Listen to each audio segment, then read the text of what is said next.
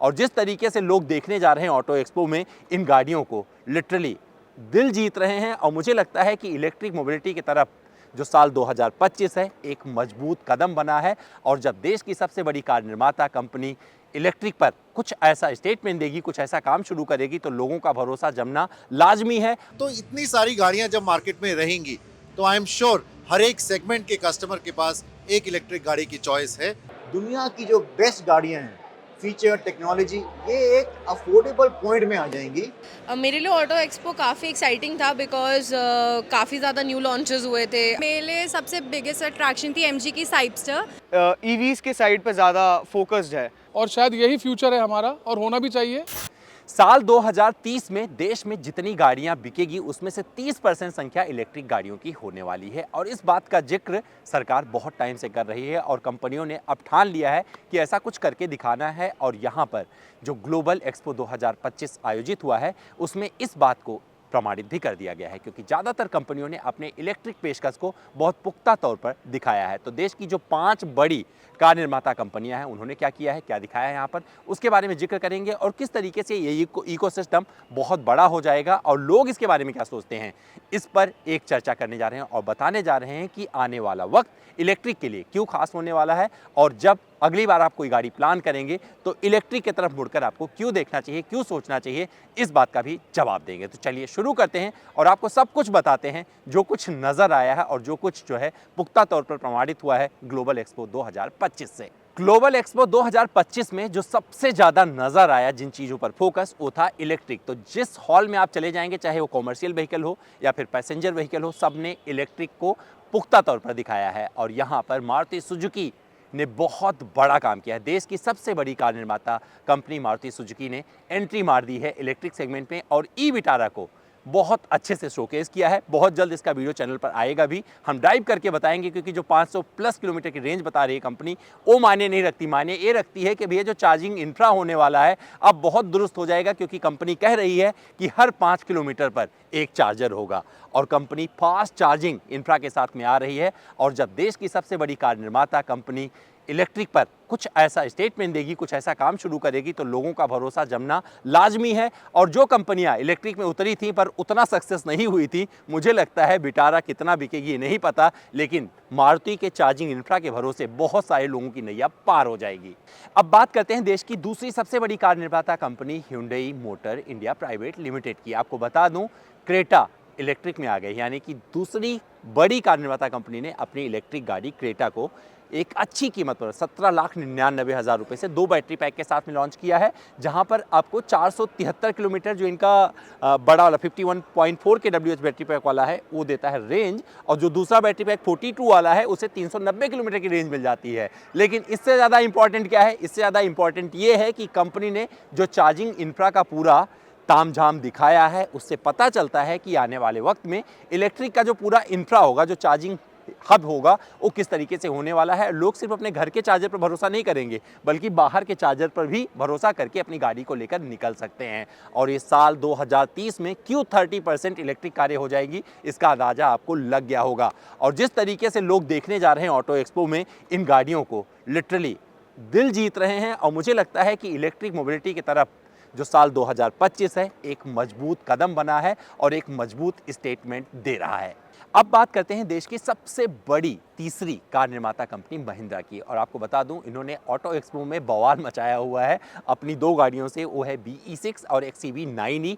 ये दोनों ही इलेक्ट्रिक गाड़ियां अपनी रेंज की वजह से, अपनी डिज़ाइन की वजह से काफ़ी पॉपुलर हुई हैं और इन्हें देखने के लिए लोग उमड़े हुए हैं। और यहाँ पर ऑटो एक्सपो में कुछ और नहीं डिस्प्ले किया महिंद्रा ने, बाद में रॉक्स ले आए, लेकिन उसके अलावा इन दोनों गाड़ियों जिस तरीके से माहौल बनाया हुआ है उससे पता चलता है कि इलेक्ट्रिक किस दिशा में जा रहा है। महिंद्रा का चार्जिंग इंफ्रा और महिंद्रा की जो रेंज इस पर नजर आ रही है, ये लोगों को दीवाना बना रही है। मुझे लगता है कि लोग जब भरोसा जमाना शुरू करेंगे इलेक्ट्रिक पर, तो वहां पर महिंद्रा का भी एक बड़ा रोल होने वाला है। और इन गाड़ियों के साथ साथ, यानी कि जब बात करते हैं रेंज की, रेंज मिल जाएगी, और जब बात करेंगे चार्जिंग इंफ्रा की, वो 100% सपोर्ट करने वाला है। और फास्ट चार्जिंग नेटवर्क जिस तरीके से लोग बढ़ाने की बात कर रहे हैं, कोशिश कर रहे हैं, अगर उसमें से 60% भी एग्जीक्यूट होता है तो मान के चलिए इलेक्ट्रिक बहुत आसान हो जाएगा और आप आराम से सोच सकते हैं कि भैया इलेक्ट्रिक गाड़ी खरीदेंगे और फंसेंगे नहीं। अब बात करते हैं देश की सबसे बड़ी कार निर्माता कंपनी में चौथे नंबर पे आने वाली किया की। और किया ने अपने अच्छे प्रोडक्ट से लोगों का दिल जीता है और इनकी इलेक्ट्रिक गाड़ी EV6 एक नए अवतार में बड़े बैटरी पैक के साथ में आई है। और जो किया का चार्जिंग नेटवर्क है जिस पर बात कर रहे हैं, जिस तरीके से अपने डीलरशिप को वो प्रोग्रेसिव बना रहे हैं, चार्जिंग नेटवर्क के साथ में सुसज्जित कर रहे हैं, वो भी एक भरोसा दे रहा है कि भैया आने वाले वक्त में बहुत कुछ ये कंट्रीब्यूट करने वाले हैं इलेक्ट्रिक की दुनिया में। और जिस तरीके से इनके पवेलियन पर लोग जुटे हुए हैं देखने के लिए इनकी EV6 और EV9 को, उससे पता चलता है कि इलेक्ट्रिक में लोगों का कितना इंटरेस्ट है। और पांचवा है टोयोटा।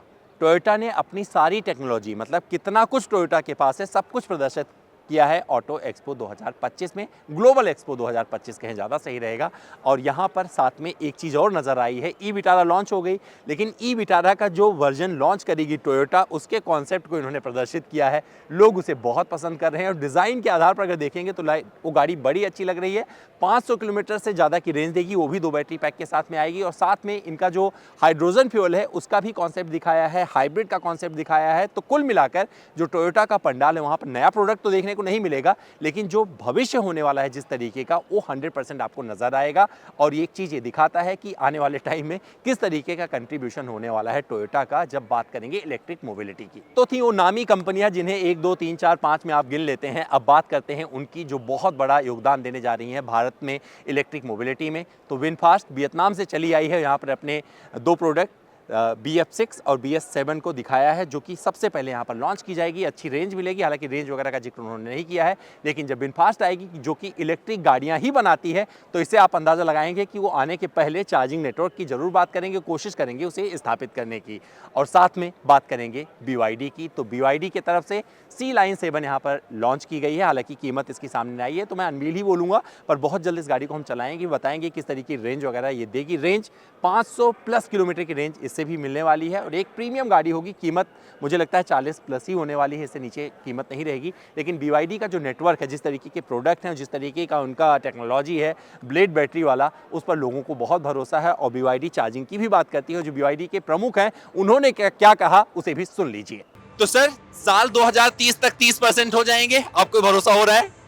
बिल्कुल, मुझे मतलब पिछले 2 महीनों में दो दिन में जो सिचुएशन समझ में आ रही है, भारत मोबिलिटी ग्लोबल शो, और ये ग्लोबल शो है और नंबर 1, नंबर 2, नंबर 3, नंबर 4 सारे मैन्युफैक्चरर्स इंडिया के इलेक्ट्रिक कार को लेके मैदान में कूद चुके हैं। And we are also ready. हम लोग भी एक electric full size SUV C-Line 7 के साथ तैयार हैं। तो मेरे ख्याल से वो दिन दूर नहीं जब हम 20, 25, 30% का पेनिट्रेशन इलेक्ट्रिक कार्स का इंडिया में ज़रूर देखेंगे। तो लास्ट इंटरव्यू में भी आपने बोला था कि बहुत बड़ा साल होने वाला है साल 2025, उस बात पर कितना आपको पुख्ता मुहर लगता हुआ दिख रहा है?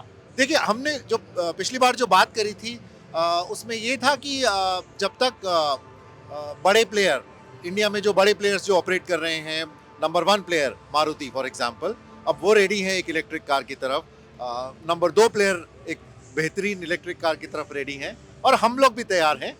तो इतनी सारी गाड़ियां जब मार्केट में रहेंगी तो आई एम श्योर हर एक सेगमेंट के कस्टमर के पास एक इलेक्ट्रिक गाड़ी की चॉइस है। तो इस वजह से हमें लगता है कि ये सपना जरूर पूरा होगा। तो आप देख सकते हैं बुलंदी किस कदर आसमान से बहुत सारी आवाजें लगा रही है। मुझे लगता है ये बात आपको समझ में आ रही होगी। इलेक्ट्रिक की बात शुरू की और टाटा का जिक्र नहीं किया तो थोड़ा सा गलत हो जाएगा, क्योंकि देश में अभी भी सबसे बड़ी बाजार हिस्सेदारी इलेक्ट्रिक में टाटा की है। टाटा को बड़ी चुनौती मिल रही है AMG से, लेकिन जब इलेक्ट्रिक की सिर्फ बात करेंगे तो ये कंपनियां बहुत प्रमुख हो जाती हैं और इलेक्ट्रिक में नंबर 1, 2, 3 पोजीशन पे आ जाएंगी। तो टाटा की तरफ से कई सारे प्रोडक्ट जो उनके ऑलरेडी बिक रहे हैं उन्होंने वहाँ पर डिस्प्ले किया हुआ है। हैरियर EV को दिखाया, साथ में अपने बहुत सारी चीज़ों को दिखाने की कोशिश की कि किस तरीके से वो चार्जिंग इंफ्रा पर काम कर रहे हैं। टाटा के अलावा बात करनी जरूरी है MG की। तो MG मोटर इंडिया की तरफ से एक गाड़ी M9 इंट्रोड्यूस की गई है। हालांकि MG सेलेक्ट के तहत वो गाड़ियाँ बिकेंगी। MG9 हो गया, साइबरस्टर हो गया, तो ये 2 प्रीमियम गाड़ियाँ MG सेलेक्ट के जो 12 डीलरशिप आएंगे वहाँ से बेची जाएगी। और इनके प्रमुख से ही हमने बात की थी, तो थोड़ा सा अंश उनका भी सुन लीजिए कि वो क्या कहते हैं जो इन डीलरशिप को स्थापित कर रहे हैं, गौरव गुप्ता जी। तो MG सेलेक्ट, MG हमारी कंपनी का एक लग्जरी सेगमेंट का एंट्री होगी, किफ़ायती दाम में, अच्छे फीचर्स, टेक्नोलॉजी और गाड़ियां जो सबका मन करे कि अपने घर में लाएं। साइबरस्टर और M9 इस साल 2 गाड़ियां आएंगी और फिर अगले साल और गाड़ियों का प्लान। और अप्रैल एंड में ये गाड़ियां हम रेडी फॉर सेल कर देंगे। दुनिया की जो बेस्ट गाड़ियां हैं, फीचर, टेक्नोलॉजी, ये एक अफोर्डेबल पॉइंट में आ जाएंगी, बट हमारी कोशिश यही रहेगी कि बेस्ट प्राइस पे गाड़ी को लेकर आएंगे। तो ये तो थी वो गाड़ियाँ जो यहाँ पर इलेक्ट्रिक में आपको दिखेंगी, जिन कंपनियों ने अपना प्रयास किया है। लेकिन यहाँ पर और की भी बात करेंगे, जो और कंपनियाँ हैं वो भी इलेक्ट्रिक की तरफ अपने रुझान को दिखाते हुए बहुत कुछ डिस्प्ले कर रही हैं। चाहे होंडा की बात कर लें, चाहे टीवीएस की बात कर लें, या फिर कॉमर्शियल व्हीकल में आयशर की बात कर लें, टाटा की बात कर लें, या फिर और कई सारी कंपनियां हैं उनकी बात कर लें। सब ने अपने इलेक्ट्रिक को यहाँ पर अच्छे से शोकेस किया है और जिसे लोग पसंद भी कर रहे हैं। तो कंपनियों का जो रुझान है इलेक्ट्रिक की तरफ, उससे पता चलता है कि सरकार की जो योजनाएं हैं और जो सरकार की जो दूरदर्शी विचारधारा है, उसमें अपना कंट्रीब्यूशन करने के लिए पूरी तरीके से वो लोग तैयार हैं और अपनी कमर कस चुके हैं। इसके अलावा प्रीमियम कार कंपनियों की बात करेंगे तो मर्सिडीज़ ने अपने इलेक्ट्रिक के पोर्टफोलियो को अच्छे से दिखाया है, अपने कॉन्सेप्ट को भी दिखाया है। BMW की तरफ से भी सारी चीज़ें यहाँ पर डिस्प्ले की गई हैं और यहाँ पर यामा ने भी एक कॉन्सेप्ट इलेक्ट्रिक का दिखाया है, क्योंकि इलेक्ट्रिक के बगैर काम नहीं चल सकता है और इस बात को कंपनियाँ भली भांति समझती हैं। तो इलेक्ट्रिक की अगर बात करेंगे तो ये जो ग्लोबल एक्सपो 2025 था, यहाँ पर बहुत कुछ नया होने वाला है और आने वाले वक्त में, मतलब 5-6 साल गुजरने दीजिए, हो सकता है कि आप पेट्रोल डीजल भूल जाएं, क्योंकि जिस तरीके से लोगों ने कदम बढ़ाना शुरू किया है इलेक्ट्रिक की तरफ, वहां पर बहुत सारी चीजें चेंज हो रही हैं। तो इस वीडियो को खत्म करने से पहले अब मैं मिलवाता हूं कुछ लोगों से जो ऑटो एक्सपो देखने आए हैं, वो क्या कहते हैं उनकी भी सुन लीजिए। मेरे लिए ऑटो एक्सपो काफ़ी एक्साइटिंग था बिकॉज काफ़ी ज़्यादा न्यू लॉन्चेस हुए थे। अगर हम बात करें जाए BMW गॉट X3 एंड अगर मैं पोर्शे पे बात करूँ, पोर्शा ब्रिंग्ड मकान and rest new cars, and तो वो काफ़ी ज़्यादा आई कैचिंग थी, प्लस उनके फीचर्स एंड ऊपर से वो सबसे बड़ा पॉइंट वो EV थे। फॉर मी ये पहला एक्सपीरियंस है ऑटो एक्सपो में आने के लिए। सो मेरे लिए सबसे बिगेस्ट अट्रैक्शन थी MG की Cyberster, because also I am like more into leaning towards the luxury cars. So इससे पहले नेवर एक्सपीरियंस इट एंड काफ़ी अच्छा है, काफ़ी सारी नॉलेज मिल रही है technically, because I am not into cars more. पहले तो नहीं थी, बट अब मुझे काफ़ी इंटरेस्ट आ रहा है। सो या इट्स अ गुड एक्सपीरियंस। हमने ई-विटारा देखी, हमने सियरा देखी है टाटा की, and lot more. And main point of attraction is Yamaha की R7 मेरे लिए पर्सनली। कि ऑटो एक्सपो मेनली जो है वो EVs के साइड पे ज़्यादा फोकस्ड है। तो हमने काफ़ी सारे EVs देखी, ई-विटारा देखे, वो सब देखे, और मुझे ऑटो एक्सपो देखने में बहुत मज़ा आया। स्पेशली मैं देख रहा हूँ EVs पे बहुत ज़्यादा फोकस है यहाँ पर, और स्पेशली BYD का स्टॉल मैं खुद ऑटो 3 चलाता हूँ, पिछले 1.5 साल से चला रहा हूँ, और शायद यही फ्यूचर है हमारा और होना भी चाहिए। जिस तरीके से कंडीशंस हैं रोड्स पर और पोल्यूशन है स्पेशली नॉर्थ इंडिया में। तो मारुति का भी एक जो है अपकमिंग इलेक्ट्रिक कार आने वाली है, क्योंकि जो इंडिया में जो लोग हैं, मिडिल क्लास लोग जो ज़्यादा रहते हैं, तो कम बजट के अंदर उनके लिए वो सबसे बेस्ट ऑप्शन रहेगा। और बाकी भी जो ब्रांड्स हैं उन्होंने काफ़ी अच्छा जो है यहाँ पे शोकेस किए उनके प्रोडक्ट्स, और मेरे को भी काफ़ी बहुत ज़्यादा अच्छा लगा। मेरा पर्सपेक्टिव में बताऊं तो वो यही है कि सारी EV की तरफ जो है वो मूव कर रही है, चाहे वो 2 व्हीलर मैन्युफैक्चरर हो, 3 व्हीलर हो, 4 व्हीलर हो, या बड़े कॉमर्शियल व्हीकल्स हो। BYD भी अच्छी लगी, BMW भी देखा हमने, मर्सिडीज़ भी देखी, और अब मारुति की तरफ जा रहे हैं। स्कोडा की भी देखी, जो हमें लेनी है गाड़ी, सोच रहे हैं हम। भारत मोबिलिटी ग्लोबल एक्सपो 2025 कैसा भी क्यों ना रहा हो, ऑर्गेनाइजेशन की बात नहीं करेंगे, किस तरीके से ऑर्गेनाइज हुआ उसकी बात नहीं करेंगे, लेकिन जो फोकस रहा है इलेक्ट्रिक वाला, वो पूरी तरीके से एग्जीक्यूट हुआ है। और आने वाला वक्त इस एक्सपो को इसलिए याद रखिएगा क्योंकि यहाँ पर इलेक्ट्रिक की एक जो आधारशिला तगड़ी वाली रखी गई थी, वो यहीं से शुरू हुई थी, क्योंकि यहीं से देश की सबसे बड़ी कार निर्माता कंपनी ने इलेक्ट्रिक की तरफ रुख करते हुए अपने पहले प्रोडक्ट को दिखा दिया था। तो भैया हमारा ये वीडियो कैसा लगा और आपको ग्लोबल एक्सपो 2025 में क्या अच्छा लगा, अगर आप देख के जा चुके हैं तो कमेंट करके जरूर बताइएगा। इंतजार कर रहे हैं कमेंट बॉक्स में। मैं मिलता हूं फिर किसी और वीडियो में।